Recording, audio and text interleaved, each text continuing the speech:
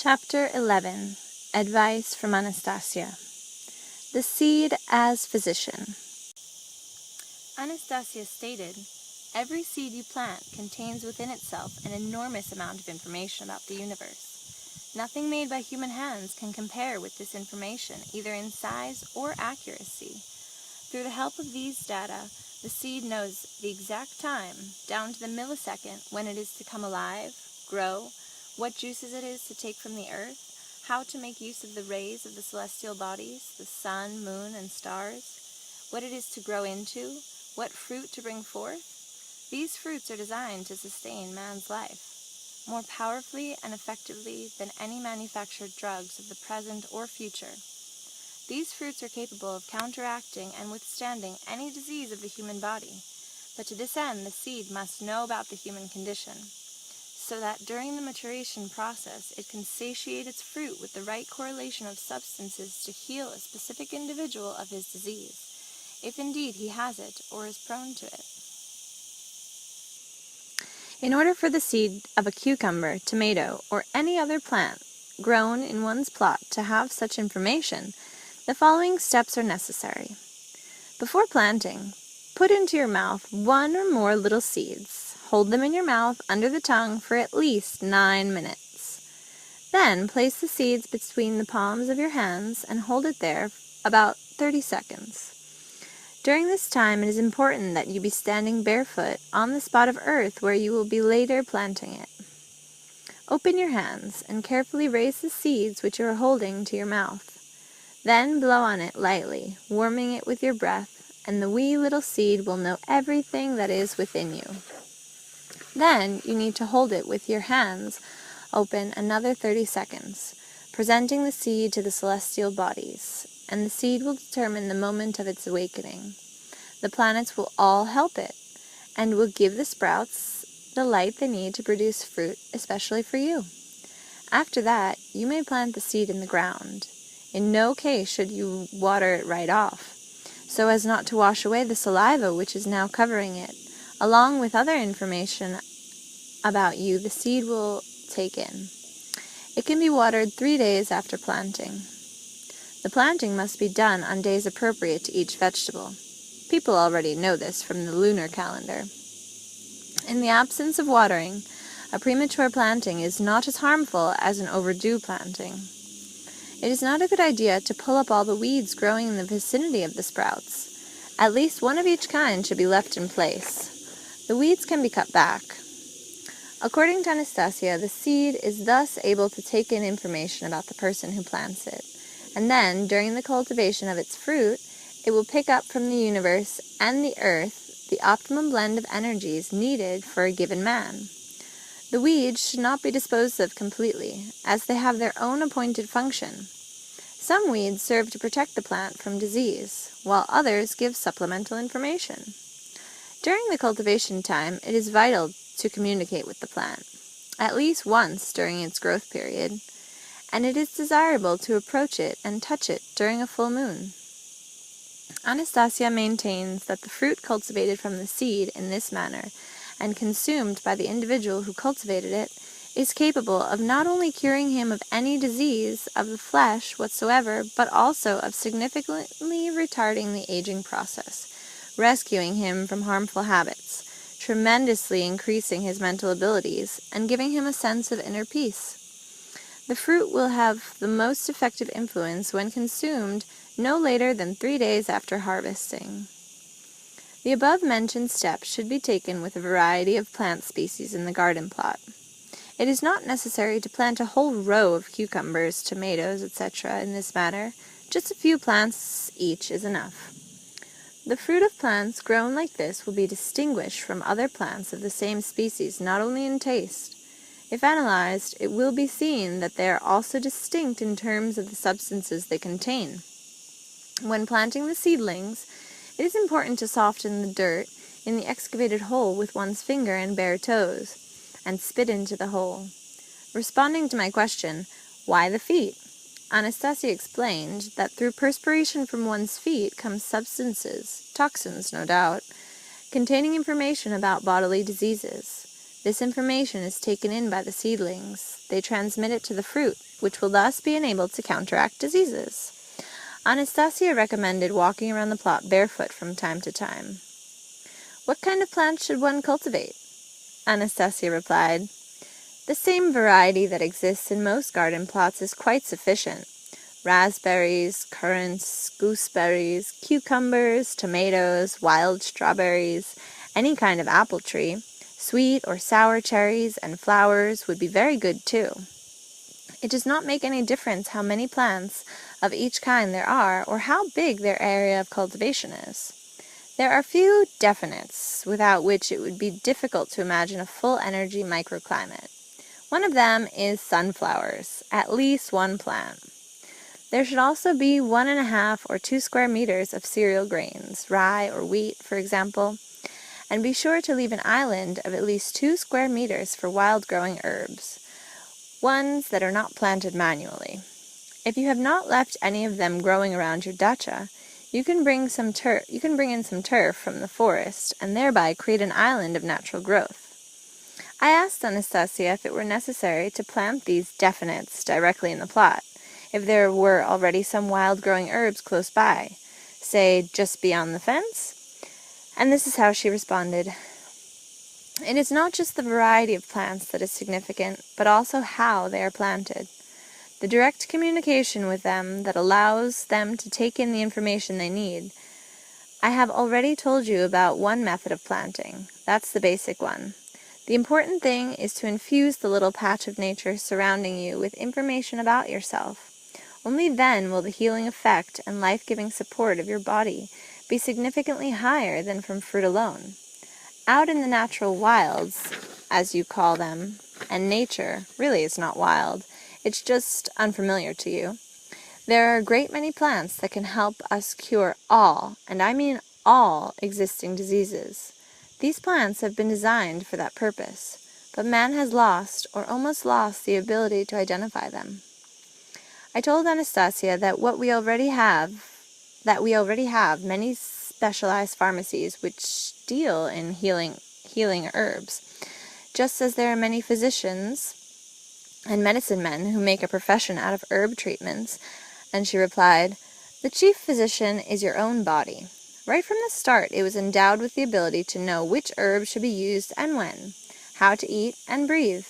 It is capable of warding off diseases even before it is its outward manifestation, and nobody else can replace your body, for this is your personal physician, given individually to you by God, and personally only to you.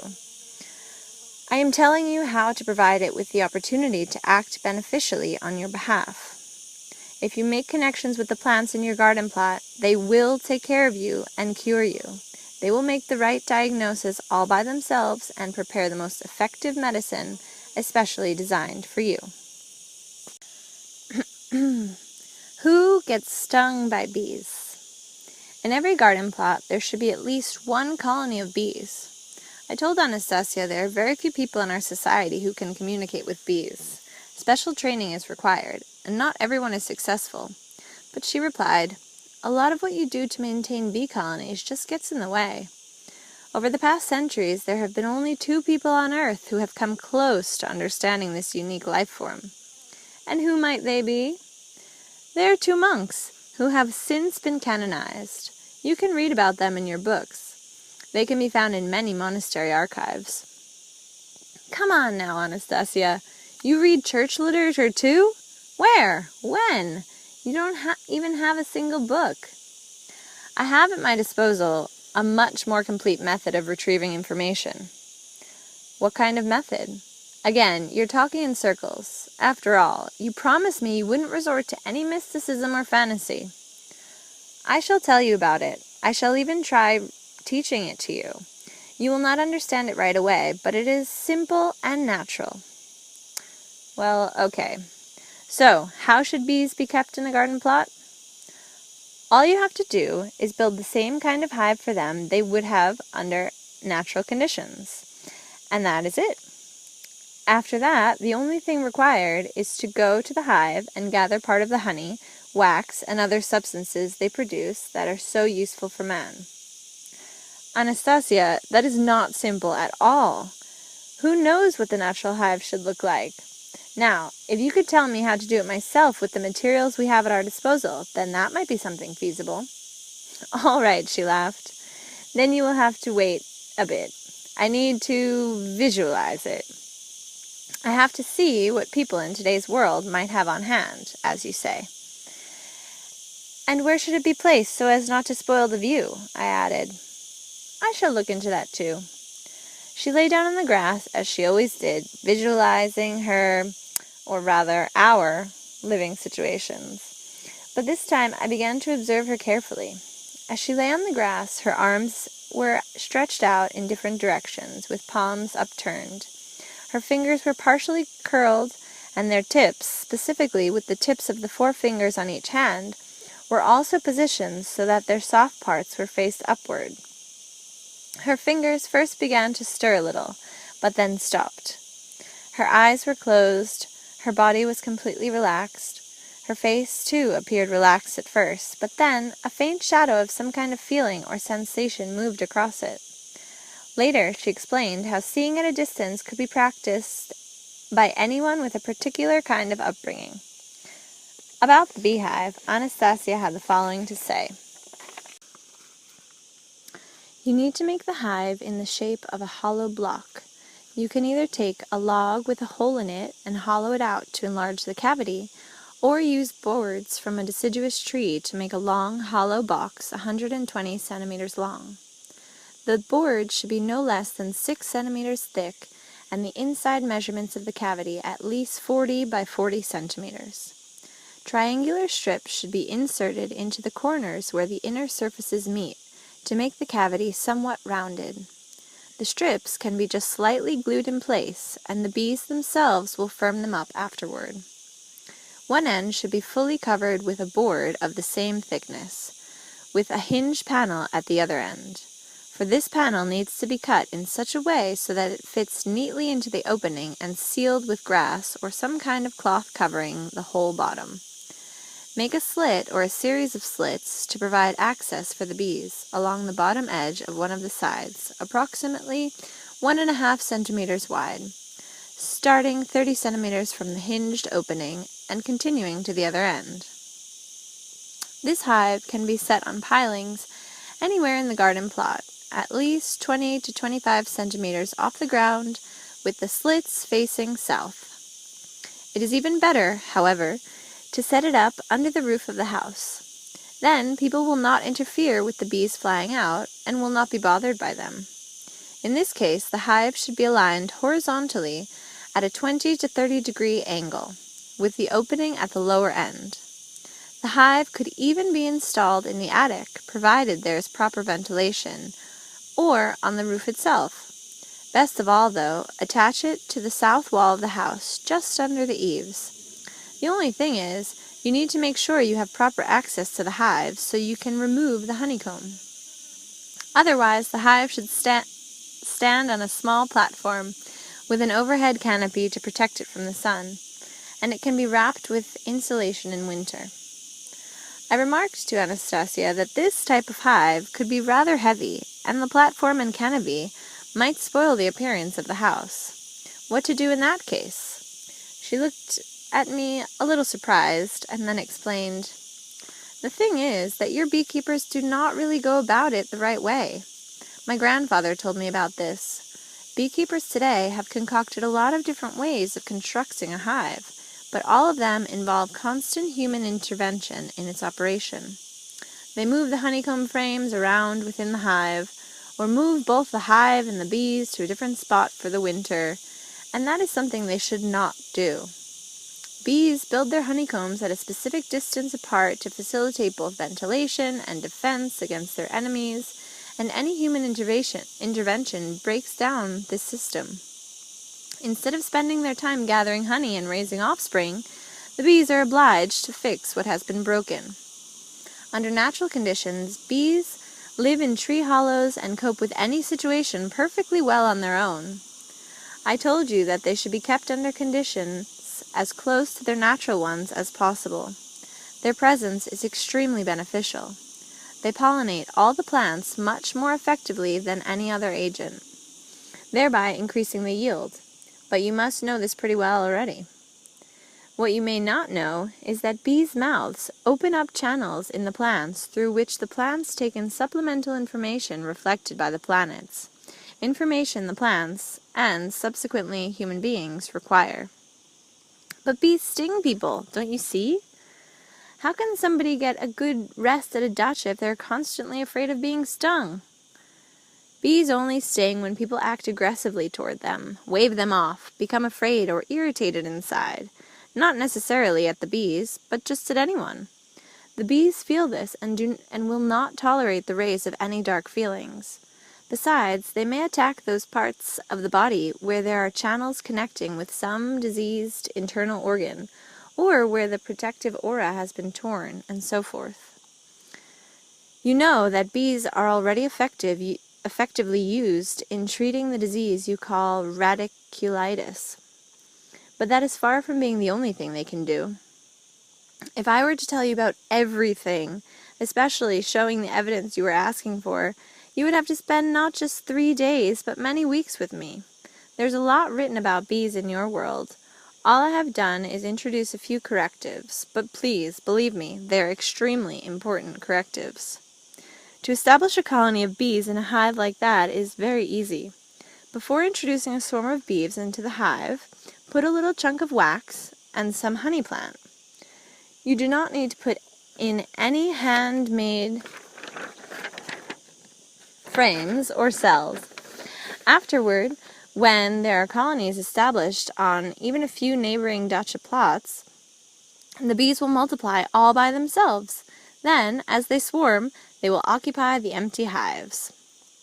And how should the honey be gathered? Open the panel, break off the hanging honeycomb, and extract the sealed honey and pollen. Only, do not be greedy. It is important to leave part of it for the bees and for the winter. In fact, it is better not to collect any honey at all during the first year. Hello, morning. Anastasia has adapted her morning routine to the conditions of the dacha plot. In the morning, preferably at sunrise, walk out to the garden plot barefoot and approach any plants you like. You can touch them. This does not have to be done in accord with some sort of schedule or ritual to be strictly followed day after day, but simply as one feels moved or as one desires. But it should be done before washing. Then the plants will sense the fragrances of the substances emitted by the body through the pores of the skin during sleep. If it is warm and there's a small grassy patch close by, and it would be helpful if there were, lie down there and stretch out for 3 or 4 minutes. And if some little bug should happen to crawl up onto your body during this time, do not chase it away. Many bugs open up pores on the human body and cleanse them. As a rule, they open up the pores through which toxins are expelled, and all sorts of internal ailments are brought to the surface, allowing the person to wash them away. If there is any pond of water on the plot, you should immerse yourself in it. If not, then you can pour the water over yourself as you stand barefoot close to the plants and seed beds, or, even better, between the beds. For example, one morning alongside the raspberry bushes, the next by the currant bushes, etc. And after washing, you should not dry off right away. You should shake off the water drops from your hands, spreading them onto the surrounding plants, and use your hands to brush off the water from the other parts of your body. After this, you can go through the usual procedures of washing and using any conveniences to which you are accustomed. Evening routine. In the evening, before going to bed, it is important to wash your feet using water with the addition of a small quantity, a few drops, of juice from saltbush or nettles, or the two together, but no soap or shampoo. After washing your feet, pour the water onto the seed beds. Then, if necessary, you can still wash your feet with soap. This evening routine is important for 2 reasons. As the feet perspire, toxins come to the surface, removing internal diseases from the body, and these must be washed away to cleanse the pores.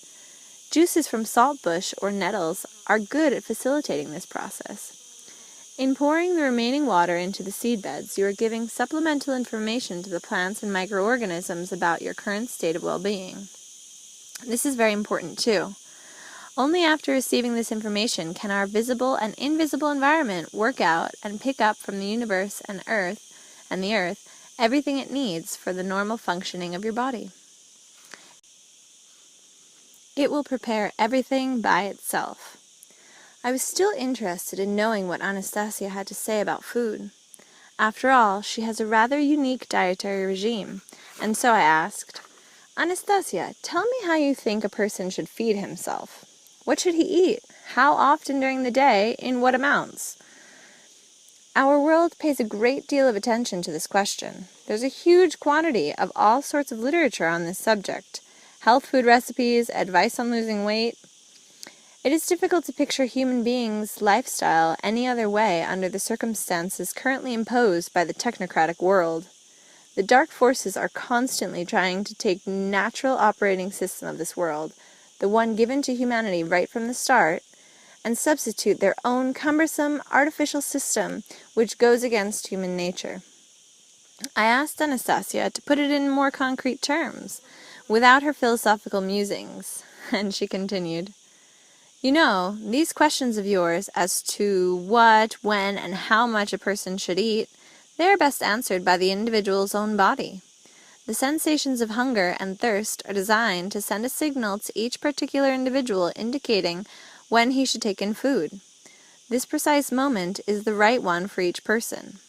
The world of technocracy, being incapable of affording each individual the opportunity of satisfying his hunger and thirst at the moment desired by his body, has tried to force him into his own schedule based on nothing but this world's own helplessness, and then attempts to justify this compulsion in the name of some sort of efficiency.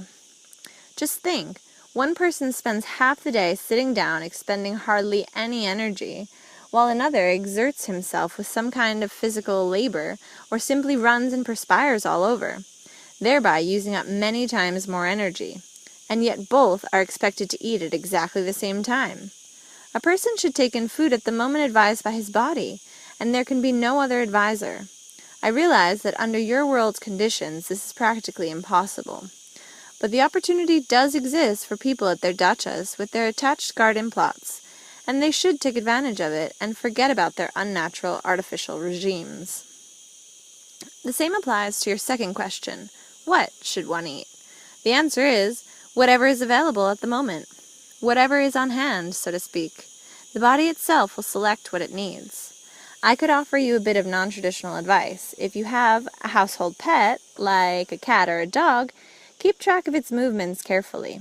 Occasionally, it will find something in the way of grasses or herbs and eat it. You should tear off a few samples of whatever it selects and add it to your diet. This is not something you have to do every day. Once or twice a week is sufficient.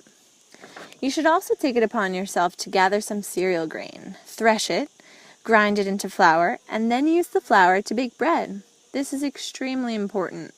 Anyone consuming this bread, even once or twice a year, will build up a store of energy capable of awakening his inner spiritual powers, not only calming his soul, but also exerting a beneficial influence on his physical condition. This bread can be shared with relatives and close friends. If shared with sincerity and love, it will have quite a beneficial influence on them as well. It is very helpful to every individual's health to spend 3 days, at least once each summer, eating only what is grown in his garden plot, along with bread, sunflower oil, and just a pinch of salt. I have already described Anastasia's own eating habits. While she was telling me all this, she would unwittingly tear off a blade of grass or two, put it in her mouth, and chew it, and offer me some too. I decided to give it a try. I can't say the taste was anything to write home about, but neither did it provoke any sense of distaste. It seems as though Anastasia has left the whole task of nourishment and life support up to nature. She never allows it to interrupt her train of thought, which is always busy with some more important issue. Even so, her health is as remarkable as her outward beauty, of which it is an inseparable part. According to Anastasia, anyone who has established such a relationship with the earth and the plants on his own plot of land has the opportunity of ridding his body of absolutely every kind of disease. Disease, per se, is the result of man distancing himself from the natural systems designed to take care of his health and life support. For such systems, the task of counteracting any disease presents no problem whatsoever, since this is their whole reason for being. However, the benefits experienced by people who have set up such information exchange contacts with a little patch of the natural world go far beyond dealing with diseases.